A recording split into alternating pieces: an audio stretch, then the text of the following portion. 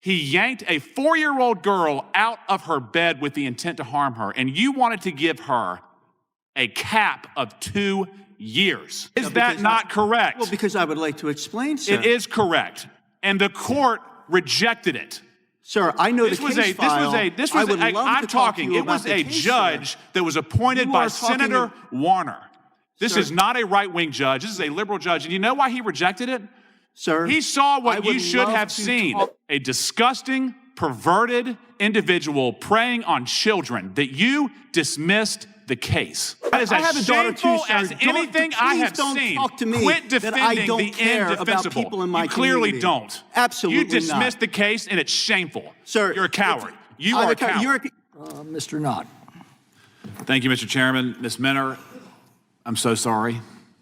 This is clearly a preventable crime, despite what has been said. As the father of 2 daughters, I can't imagine what you're going through, what you will go through, and candidly, I would not be acting as civilly with some of the people you're seated with had I suffered what you've had to endure. So thank you for being here.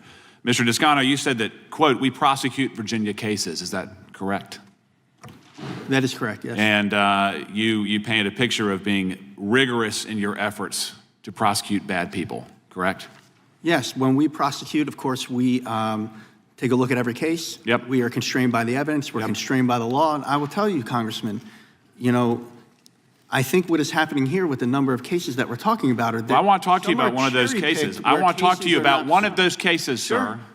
Mr. Hiram Rodriguez, remember that case? I do.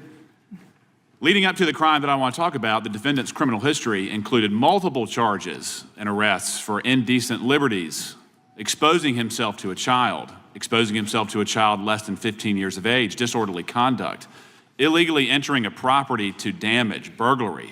He was even sentenced, albeit I would say too lightly, while he was on probation, while he was under court supervision. In June 15th, 2023 at 4 o'clock in the morning, Fairfax County PD responded to a burglary in process. A mother and her 4-year-old daughter were asleep in the same room but in separate beds. The mother was awoken when her 4-year-old daughter was screaming in the next room. She went to investigate. The attacker dropped the 4-year-old and fled the scene. It was clear that the 4-year-old had been abducted from her bed. Her buttocks had been grabbed. Her torso had been bruised. The victim displayed immediate bruising. The mother did not see the attacker's face, but the 4-year-old said he was a, quote, big man. Law enforcement identified Mr. Rodriguez by 2 ways. Forensics recovered a finger and palm print from the window that he jarred open in this case, and matched footprints outside the house where he was standing with a mud print inside the house. Eyewitness testimony later identified Rodriguez as having been loitering for days outside this apartment building. He had been seen using drugs in the neighborhood, and he had been pacing around this particular unit in the days leading up to the crime. Police secured 2 warrants. One, statutory burglary, specifically alleging that Rodriguez entered an occupied dwelling, seizing a 4-year-old with the intent to commit murder, rape, robbery, or arson. Maximum penalty is 20 years. Abduction of a 4-year-old with the intent to defile such a person was the second charge, with a maximum penalty of life. Once it was handed over to your office, inexplicably so, you immediately reduced the burglary offense to a misdemeanor, which capped the sentence at 12 months. You then reduced the abduction charge to an offense that was a lower degree and capped the sentence at 10 years. When you entered into a plea agreement, you tried to bind the court so they could not sentence this person to any term over 2 years. Is that not correct? Sir, I'm so glad you brought this case up. Is that not correct? Well, because I would like to explain, sir. It is correct, and the court rejected it. Sir, I know the case file. It was a judge that was appointed by Senator Warner. This is not a right-wing judge. This is a liberal judge. And you know why he rejected it?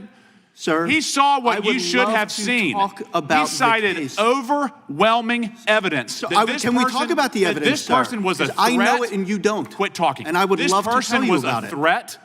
He yanked a 4-year-old girl out of her bed with the intent to harm her, and you wanted to give her a cap of 2 years. Sir, this And is a then when the great plea example. agreement was rejected, what did you do? Sir, this is a What great did example. you do? This is a great example of a case. You know, I've prosecuted. Where- Now, I've prosecuted And then cases. you understand And when cases you're that evading don't like have that, strong you know what evidence that's a then, sign sir. of? Guilt. What did you do? Sir, You dismissed the case. Sir, can I please Mr. talk to you Miyares, about this when case you if you want to dismiss, know about it so be much? quiet. When you dismiss a case, what happens to that defendant? He walks free. Walks free. A disgusting, perverted individual preying on children that you dismissed the case. As the father of 2 young girls, one of them's 5. That is I have as a daughter too, shameful sir. as anything I have Please seen. don't talk to me Quit that I defending don't the care about indefensible. people in my You clearly community. don't. Absolutely You dismissed not. the case, and it's shameful. Sir, you're a coward. You I'm are a coward. You won't even let me talk to you about the case. It's sir. indefensible, sir. Sure. I yield back.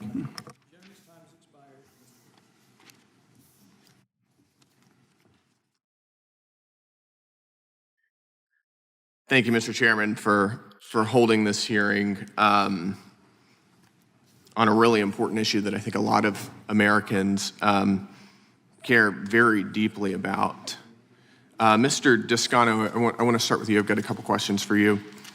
I've got a document titled Guidelines for Plea Bargaining, Charging Decisions, and Sentencing.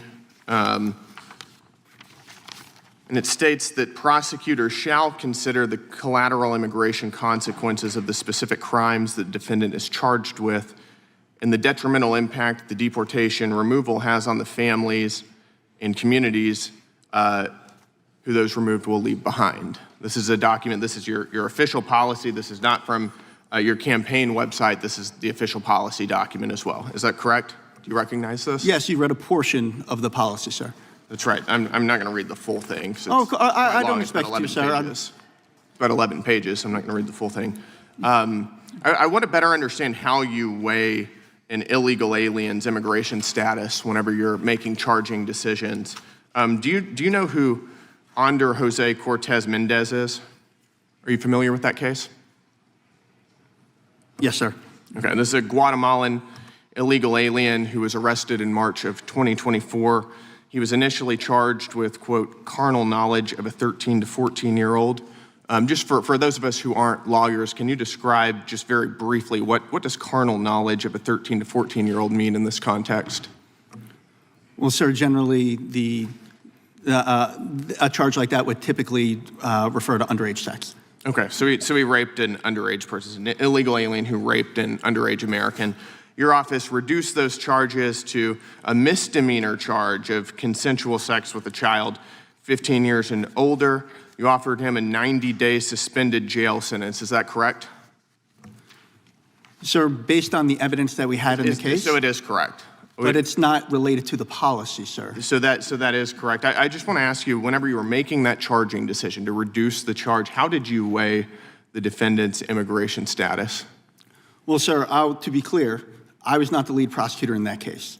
It was your office. Oh, absolutely, sir. I, of course, rely on my team of 50-some attorneys to do cases. But I think what is important is that oftentimes, as you know, sir, as a prosecutor, you know, we're constrained by the evidence. We're I constrained just need by to know, what we have. how did you take into account the defendant's immigration status? Well, sir, again, in I'm saying making that decision. How did your office make that determination? Well, what I would say is that, and thank you for clarifying. If you take a look at the immigration consequences policy, or Let me ask it a different way. Did your office reduce charges against this illegal alien from a felony rape charge to a misdemeanor charge with a 90-day suspended jail sentence, in part because this was an illegal alien in question? No, this was evidentiary based. It was evident.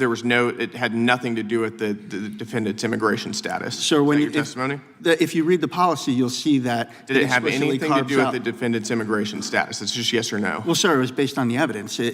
I'm asking you, was their immigration status part of the evidence? I don't believe Yes, so, yes sir. or no? You don't believe so? Your policy says that you shall consider their immigration Actually, status. sir, if you actually read the whole policy, it explicitly carves out Prosecutors cases. shall consider the collateral immigration consequences of the specific crimes the defendant is charged with and the detrimental impact that deportation removal has on the families. It also mentions line that for line. it's not outcome determinative. It also I explicitly understand, and states. I'm asking you if your office weighed the defendant's immigration status in making your charging decisions here. Oh, again, sir, I was not the lead prosecutor in this I'm case, asking but for your office. I understand you're not the lead. Exactly. I just want to be clear.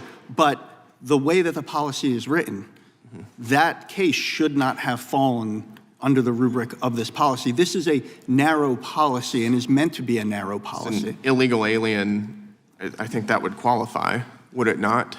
Well, no, sir, because again, the way that the policy is being presented as it is outcome determinative. There would case. be immigration consequences based on what charge you bring. That would clearly apply to this case. No, sir.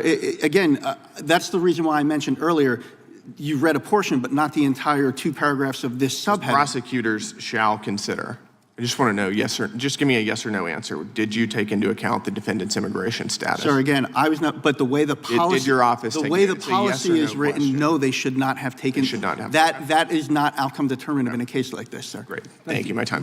A dramatic and emotionally charged congressional hearing turned confrontational as lawmakers blasted a prosecutor over a controversial plea deal involving the alleged abduction of a 4-year-old girl. The hearing focused on accusations that prosecutors reduced serious felony charges against a suspect with a long criminal history, and later dismissed the case entirely after a judge rejected the agreement. One congressman, visibly furious throughout the exchange, accused the prosecutor's office of failing to protect children and allowing a dangerous individual to avoid meaningful punishment. According to testimony presented during the hearing, the suspect, identified as Hiram Rodriguez, allegedly broke into an apartment in Fairfax County in June 2023 during the early morning hours. Investigators said a mother was awakened after hearing her 4-year-old daughter screaming in another room. Prosecutors stated the child had allegedly been pulled from her bed, suffered bruising, and showed signs of physical assault before the attacker fled the scene. Police later connected Rodriguez to the crime using fingerprint evidence, footprints found inside and outside the apartment, and witness statements placing him near the building in the days leading up to the attack. Lawmakers argued that prosecutors originally had strong felony charges available, including abduction with intent to defile and burglary involving violent criminal intent, offences carrying penalties of decades in prison or even life sentences. However, during the hearing, the congressman accused the prosecutor's office of reducing the charges to lesser offences and attempting to secure a plea agreement that would have capped the suspect's sentence at just 2 years. The agreement was eventually rejected by a judge, who reportedly cited the seriousness of the allegations and the overwhelming evidence in the case. The hearing quickly escalated into a heated confrontation as the congressman repeatedly interrupted the prosecutor and accused him of dismissing the case after the plea deal failed. At one point, the lawmaker called the prosecutor a coward and described the decision as one of the most shameful actions he had ever witnessed in public office. The emotional exchange reflected growing anger among some lawmakers who believe prosecutors in certain jurisdictions have become too lenient in handling violent crimes involving children. The prosecutor attempted to defend his office by arguing that prosecutors must make decisions based on evidence, legal standards, and the likelihood of securing convictions in court. However, lawmakers continued pressing him on why such serious charges were reduced despite the physical evidence and the suspect's extensive criminal record. The prosecutor struggled to fully explain the reasoning behind the decisions as the hearing became increasingly hostile. The hearing later expanded into another controversial case involving an undocumented immigrant accused of sexual crimes against a minor. Lawmakers questioned whether prosecutors reduced felony charges partly because of internal policies requiring consideration of immigration consequences during plea negotiations. The prosecutor denied that immigration status played any role in the case and insisted the decisions were based solely on evidentiary concerns, but lawmakers remained skeptical and repeatedly demanded direct answers. By the end of the hearing, the confrontation had evolved into a broader debate over public safety, plea bargaining, immigration policies, and the role of prosecutors in handling violent crimes. Victims' advocates and lawmakers argued that prosecutors must prioritize protecting communities and delivering justice for victims, while critics warned that overly lenient plea agreements risk undermining public trust in the criminal justice system.